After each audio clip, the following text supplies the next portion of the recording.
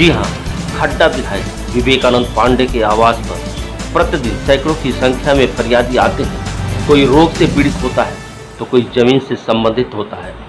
विधायक खड्डा जन समस्याओं को प्रातःकाल 6 बजे से लेकर 11 बजे तक जनता दरबार लगाते हैं और जन समस्याओं को देखते हैं, साथ ही सफलतापूर्वक हल भी करते हैं। परंतु सवाल यह उठता है कि आखिर जनता दरबार की जरूरत क्यों पड़ती है। आइए सुनते हैं खड्डा विधायक क्या कहते हैं। आपको जो है हाईकाई न्यूज में आपका स्वागत करते हैं। धन्यवाद इसके लिए आपको। सर जो है 14 महीने मिल गया, आपका बीत गया ये कार्यकाल, आपको मालूम है 14 महीने में जो है आपने जो है खड्डा में और छितौनी आपका विधानसभा पड़ता है, आप इस दरमियान आपने क्या विकास किया है? पूरे विधानसभा में सिर्फ खड्डा और छितौनी विकास की मत बात करिए, खड्डा से लेके पकड़ियार से आगे तक विधानसभा में विकास पूर्व पूज्य योगी आदित्यनाथ जी महाराज और देश के यशस्वी प्रधानमंत्री नरेंद्र भाई मोदी जी के बनाए गए मॉडल पे पूरे विधानसभा विकास कार्य हो रहा है। 1 साल के अंदर में लगभग लोक निर्माण विभाग से मरम्मत के कार्य लगभग 7 करोड़ रुपए की सड़क की हुई है। नौ निर्माण भी उससे ज़्यादा की हुई है। आप देखिए लक्ष्मीगंज से पकड़ियार की सड़क देखिए, पकड़ियार से रामकोला की सड़क देखिए, उसके बाद आप अभी नेबुआ से जटहा नौ निर्माण आपका होने वाला है, बहुत जल्द 7 मीटर चौड़ा सड़क बनने वाला है। नेबुआ से जटहा, खड्डा से सिसवा 7 मीटर चौड़ी सड़क बनने वाली है। खड्डा से पनियावा कार्य अपने अंतिम रूप पे चल रहा है, मतलब 50% ऊपर काम हो चुका है। खड्डा से पनियावा नदी पार के जो 4 गांव थे जहां बिजली की वहाँ अंधेरी रोशनी थी, वहाँ लगभग 7 करोड़ रुपये लगा के लोगों को सोलर लाइट दिए गए हैं। मेरे विधायक निधि से लगभग कम से कम नहीं कुछ तो 200-2500 सड़क का एग्जैक्ट डाटा नहीं है, लेकिन सड़क भी बनी है। अन्य भी विभाग के द्वारा अभी जो सड़क बन रही है, आप अभी वहाँ एक सरगठिया चौराहे से पीपरपाती की एक सड़क है, वो भी सड़क बनने निर्माण काम होने जा रही है लगभग 1.5 किलोमीटर। नौरंगिया ITI चौराहे से लेके आप जाएंगे, नौरंगिया ITI चौराहे से एक ये जाता है बीमल छपरा जो सड़क जाता है कुर्मीटोला, उधर सड़क बनने जा रही है।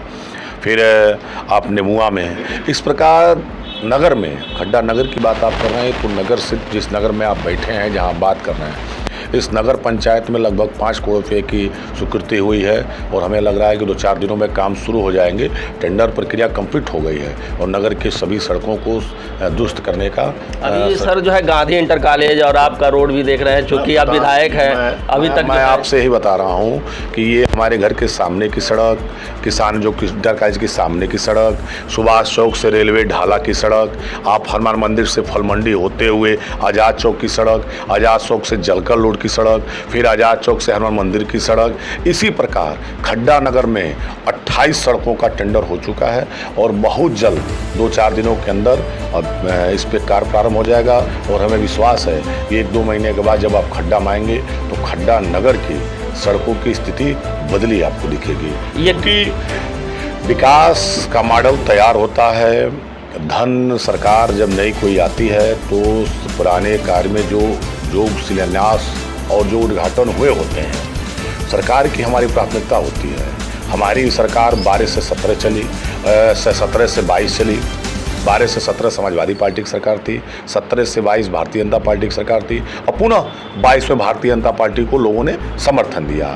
तो 17 से 22 के कार्यकाल में बहुत सारे ऐसे कामों का शिलान्यास होता है जिस पे धन पूरी नहीं होती है, धन की स्वीकृति कम होती है और उसको शिलान्यास उद्घाटन कर दिया जाता है। तो हमारी सरकार के द्वारा की गई शिलान्यास योजनाओं को पूर्ण करने का भी काम हम लोग कर रहे हैं। छितौनी में अभी गए हुए थे, कल या परसों में मैं गया हुआ था छितौनी, जहाँ पे बच्चे पढ़ते हैं, छितौनी इंटर कॉलेज में, उस रोड की जो है बहुत ही दुर्दशा है। नहीं, आपको बताते हुए हर्ष हो रहा है कि छितौनी मेन रोड से NH 28 बीच जो लाडो मिष्ठान की दुकान है, वहाँ से लेके और इंटर कॉलेज आप देखे होंगे नाला वहाँ बन गया है, नाला बना है, वहाँ से लेके और इंटर कॉलेज होते हुए चीनी मिल तक पूरी चौड़ी सड़क, जहाँ मेन सड़क है चीनीमिल तक, उसके लिए वहाँ सारी प्रक्रिया पूरी कर ली गई है। बस टेंडर वहाँ कराना और बाकी रह गया है, धन आ गया उसके लिए, नई बोर्ड आई हुई है। हमें विश्वास और आशा है कि जब शपथ ग्रहण के बाद ये भी प्रक्रिया पूरी हो जाएगी और अगली बार आप जब फिर वहाँ जाएंगे तो सड़क आपको बनी हुई मिले, क्योंकि उसके लिए प्रपोजल बना के, एस्टिमेट ड्राइंग बना के उसका प्राकलन तैयार हो गया है और उसके लिए धन भी उपलब्ध करा दिया गया है। सिर्फ नए बोर्ड को उसको टेंडर कराना है और टेंडर करा के कार्य शुरू। ये तो खट्टी बातें हो गई, कुछ मीठी बातें हम कर लें। मीठी बातें, कभी आपने मुख्यमंत्री के साथ खड़े हुए होंगे, बैठे भी होंगे, आपको कैसा महसूस हो रहा है? कद में छोटे हैं और पद में बड़े हैं, आप कद में बड़े हैं और पद में छोटे हैं। तो रहा है कि आप लोग के आशीर्वाद से, आप जैसे बड़े भाइयों के स्नेह और प्यार से और क्षेत्र की हमारी जनता के आशीर्वाद से जब मैं उत्तर प्रदेश के विधानसभा में गया तो मुझे एक अलग महसूस हुआ। मुझे लगा कि मेरा एक सपना था। मैं राजनीति पे जब आया 2001 से मैं सक्रिय राजनीति में, 2002 में मैं युवा मोर्चा का मंडल अध्यक्ष हो गया था और तब से मैं सक्रिय राजनीति में। 20 साल की यात्रा में मेरा एक सपना था कि उत्तर प्रदेश के विधानसभा में जाना। 20 साल की राजनीतिक अपनी यात्रा में कोई दूसरा चुनाव लड़ा नहीं, निरंतर काम करते रहा और पार्टी के जो भी प्रत्याशी आते रहे उसके लगता रहा और पार्टी को कैसे आगे ले चला जाए इसके लिए मैं निरंतर चर्चा करता। लेकिन मन में था कि एक बार उत्तर प्रदेश के विधानसभा मुझे जाना की इच्छा थी विधायक बनने की, और आप लोग के सहयोग आशीर्वाद से जब मैं चुन कर गया और जब 29 मार्च को मैं उत्तर प्रदेश के विधानसभा में शपथ ग्रहण लिया और ठीक उसी दिन फिर 29 मार्च 22 को शपथ ग्रहण लिया और 29 मार्च 2023 को परम पूज्य योगी आदित्यनाथ जी महाराज खड्डा की धरती पर आशीर्वाद देने के लिए आ गए। 29 मार्च को मैंने 22 को शपथ ग्रहण लिया विधानसभा में और 29 मार्च 2023 को खड्डा में महाराज जी आशीर्वाद देने के लिए आए।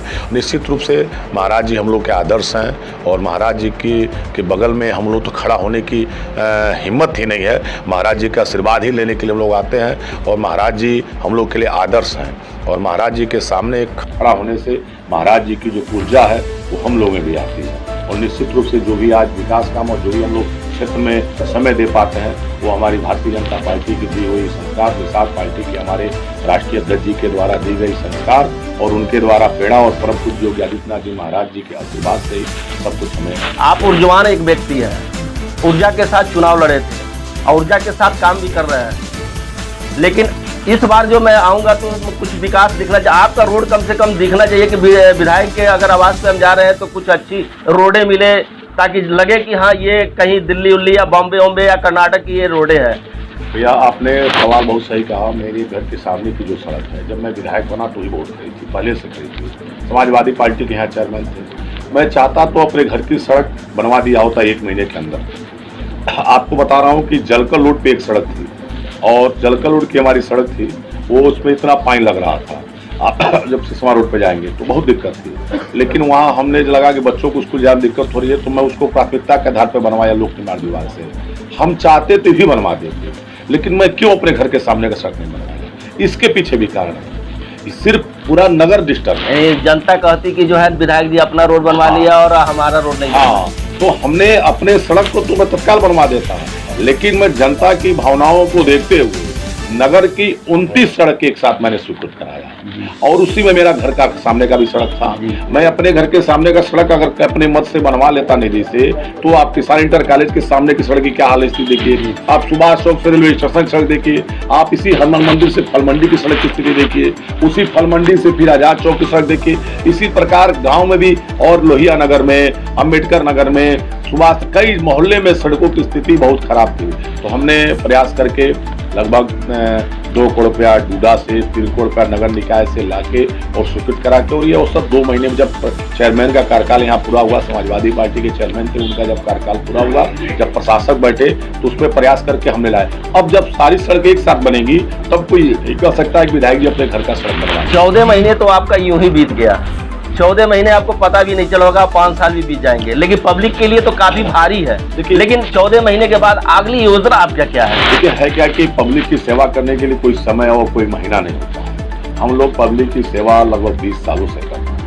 ये एक अंतर इतने हो रहा है कि 20 साल से जो मैं सेवा कर रहा था एक भारतीय जनता पार्टी के कार्यकर्ता के रूप में, एक पदाधिकारी के रूप में, निरंतर विधानसभा की जनता की। सर अगली योजना क्या है? बता तो रहे हैं अब पार्टी ने और कार्यकर्ताओं ने एक नई जिम्मेदारी जो दी विधायक के रूप में, इसके विधायक के रूप में जो जिम्मेदारी है विधानसभा को विकास और विधानसभा के जो अधूरे कार्य को पूरा करना। आपसे बताया कि लगभग सारे प्लान बने हुए हैं। जैसे मैंने आपको बताया कि निबुआ जटहा की सड़क 7 मीटर चौड़ी बनेगी, खड्डा सिसवा 7 मीटर की प्राथमिकता है। नदी पार के लोगों के लिए पीपा पे पक्का पुल के लिए महाराज जी भी आए तो उनसे बात हुई है, उसका निर्माण कराना। फिर नदी पार में जो मैं सोलर लाइट दिया हूँ वहाँ तार वाली बिजली जाए, नदी पार में एक इंटर कॉलेज जाए, नदी पार में इंटर कॉलेज जाए। एक प्रयास करूंगा कि इस क्षेत्र में भी एक राजकीय डिग्री कॉलेज खुले। अन्य कारखाने कई ऐसे प्लानिंग है जो सरकार के बजट के हिसाब से, जिस प्रकार प्रदेश पे बजट आवंटन होते हैं विकास के लिए, बजट आवंटन होते हैं जिस संबंधित विभाग को, जिस प्रकार जिस विभाग को बजट मिलेगा, प्रयास करेंगे उस विभाग के बजट को हमारे खड्डा विधानसभा में भी उतारा जाए और खड्डा विधानसभा की एक मॉडल विधानसभा। सर एक प्रश्न, अंतिम प्रश्न यह है कि ये जनता दरबार क्यों? जनता दरबार, देखिए जनता दरबार पहले भी जब मैं विधायक नहीं तो भी मैं नियमित अपने घर रहा था और लोगों की समस्याओं को सुनता था। ये जनता दरबार नहीं, मतलब ये कि हम जनप्रतिनिधि हैं, क्षेत्र की जनता अपने जनप्रतिनिधि से मिलना चाहती है। तो आपको लगता नहीं है सर कि जो है अधिकारी कर्मचारी विभाग से ये कोई कार्य नहीं होता है तब आपके पास आते हैं? नहीं, ऐसा नहीं है। ये मैं ये खबर जो है मुख्यमंत्री को भी लिख चुका हूं। नहीं, ये देखिए ऐसा नहीं है। सरकार अपना काम, सरकार ये थाना दिवस हमारे चलते हैं, तहसील दिवस चलते हैं, थाने दिवस में हमारे अधिकारी बैठते हैं, तहसील दिवस हमारे जिलाधिकारी और सारे जिले के अधिकारी बैठते हैं। सरकार की जो प्राथमिकता है तो निर्धारण की जाती है, लेकिन अपने क्षेत्र की जनता अपने जनप्रतिनिधि से भी मिलकर चाहती है समस्याओं को बताना और उससे रूबरू होना। बहुत ऐसे लोग इस समस्या के लिए नहीं आते हैं। कुछ लोग ऐसे आते हैं कि हमारे वहाँ कोई फंक्शन है, हमारे वहाँ कोई मांगलिक कार्यक्रम है, चाहे कोई हमारे भी अभी आप आते तो एक आदमी इलाज के लिए आए कि उनको इलाज करना, तो अपने जनप्रतिनिधि से मिलकर, और जनप्रतिनिधि का ये रूटीन होना चाहिए मेरे हिसाब से। जैसे देखा गया कि अभी आप बात कर रहे थे कि उनके पास जो है आयुष्मान कार्ड नहीं है। आयुष्मान कार्ड नहीं है तो निश्चित तौर से अधिकारियों का या कर्मचारियों का जो है ये लापरवाही है। आयुष्मान कार्ड बहुत ऐसे लोग हैं जो वंचित हैं, रह गए हैं, बात हैं, वंचित हो गए हैं। उसके लिए हम लोग भी जो जानकारी अभी देखिए जानकारी हुई तो मैं संबंधित अधिकारी से कहा हूँ, कर्मचारी कोई फर्क नहीं पड़ता है अधिकारी को सर। ठीक है, लेकिन प्रयास किया जाता है। आयुष्मान कार्ड भी अगर नहीं है तो आपके सामने मैं बताया हूँ कि लगभग मुख्यमंत्री विवेकाधीन को उस समय आपको बता दूं कि अब तक मुझे लग रहा है कि मेरे सोशल मीडिया पर उसका आता जाता है, लगभग मेरे विधानसभा में लगभग 3 करोड़ रुपए से ज्यादा ही मैं इलाज के मद में लोगों को दिलवा चुका हूँ अपने विधानसभा के लोगों के लिए, मुख्यमंत्री राहत कोष से।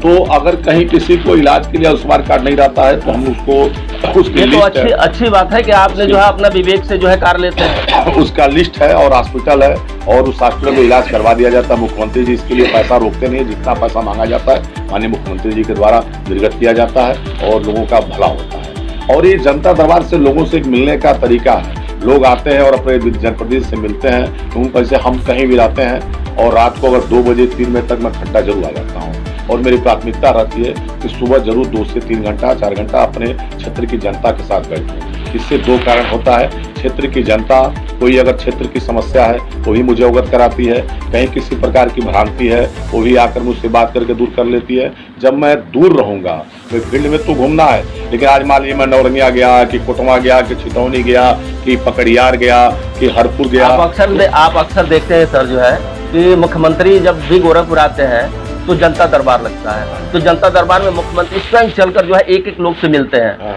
और मुख्यमंत्री तो इस बात को जानते हैं कि निश्चित तौर से हमारे पास वो व्यक्ति आया है तो अपनी दुख लीगल लेकर जाता है, अनलीगल नहीं। फिर भी अधिकारी उसका कार्य, वही चीजें तो हर प्रतिनिधि के द्वार पे होता है। नहीं करना चाहिए, जनप्रतिनिधि का काम ही है। जनप्रतिनिधि को जनता से दूर नहीं होना चाहिए। जनप्रतिनिधि और जनता दोनों एक दूसरे के पूरक। सर मेरा प्रश्न बहुत जो है वो है, आपका प्रश्न जो है मैं समझ रहा हूँ। आपका कहना यह है कि कहीं न कहीं जनता को अधिकारियों के पास से निराशा मिलती है, जी तब हमारे पास जी। ऐसा नहीं है। देखिए जनता के पास निराशा नहीं है, जनता ही चाहती है कि जनप्रतिनिधि के माध्यम से मैं किसी अधिकारी के पास जाऊं। जैसे हम लोग किसी अधिकारी से मान लिया पाए और हमने एसडीएम साहब को फोन, मैडम को फोन कर दिया तो जनता के अंदर एक कॉन्फिडेंस होता है कि माननीय विधायक हमारे माननीय सांसद जी, हमारे विधायक जी, हमारे नेता माननीय एसडीएम को फोन कर दिए हैं, जिलाधिकारी महोदय को फोन कर दिए हैं, पुलिस अधीक्षक महोदय को फोन कर, तो उनके अंदर एक कॉन्फिडेंस होता है और वो जाते हैं और अधिकारी के पास और कहते हैं कि हाँ हम माननीय विधायक जी भेजे हैं, माननीय सांसद जी भेजे हैं। तो ये एक विश्वास आपस में ये तो आप माननी है, आप माननी है तो आपकी बात को मान लीजिए, लेकिन लीगल लेकर अधिकारी के पास जाता है, काम नहीं करता है। नहीं, ऐसा नहीं है। हमारे अधिकारी, और जब से 2017 में उत्तर प्रदेश की सरकार परम पूज्य योगी आदित्यनाथ जी की जब प्रदेश में आई है, तब से आप खुद महसूस परम पूज्य योगी आप भैया, आप एक स्वतंत्र हुआ हैं और आप खुद ही आप पूरे देखते हैं, आपको खुद लगता होगा कि 2017 के पहले के कार्यप्रणाली में और 2017 के बाद के कार्यप्रणाली में निश्चित रूप से परिवर्तन हुआ है, और परिवर्तन की ही देन है कि आज सब लोग अपनी बात कहीं भी किसी टेबल पहुंच जाते हैं, किसी को डीएम के वहाँ, किसी को वहाँ पुलिस अधीक्षक जी, कई अधिकारी तो ऐसा नहीं कि जो है मुख्यमंत्री को डाइवर्ट करते हैं माइंड को। देखिए, मुख्यमंत्री जी स्वतः प्रदेश के मुखिया हैं, दूसरी बार कमांड संभाल रहे हैं, और माननीय मुख्य जनप्रतिनिधि को अधिकारी कोई डाइवर्ट नहीं करता है। हाँ, ये एक चीज है कि किसी भी जनप्रतिनिधि को जो अधिकारी वर्ग होता है, दोनों का अलग अलग काम है। जनप्रतिनिधि का काम है जनता की आवाज सुनना, और जनता की आवाज सुन करके बताना कि ये होना चाहिए, और अधिकारी का काम है कैसे उसको करना चाहिए, कराना है। नियम कानून को दृष्टिगोण से देखते हुए हम जनता की आवाज हैं, हम जनप्रतिनिधि जनता की आवाज हैं, हम जनता की आवाज सुनते हैं और उसको कैसे धरातल पे किया जाए, ये काम अधिकारी वर्ग का है। और अधिकारी वर्ग उसको हमारी जो जनता की आवाज होती है, जो हम कहते हैं, उसको कैसे किया जाए, नियम और संगत और कानून के तहत उसको करने का काम अधिकारी का है। आज हमारी बात हुई, चर्चा हुई, खट्टी मीठी बातें हुई, और जो है हमारे साथ जो है खड्डा के विधायक विवेकानंद पांडे जी से बात हो रही थी, और हमें जो है इन्होंने बहुत ही कीमती समय दिया, इसके लिए आपको बहुत बहुत धन्यवाद सर। यह धन्यवाद आपको भी कि आपने अपना कीमती समय निकालकर इस अपने अनुज के आवास पे आकर और हमसे भी आप बात करने का कष्ट, इसके लिए आपको बहुत बहुत धन्यवाद।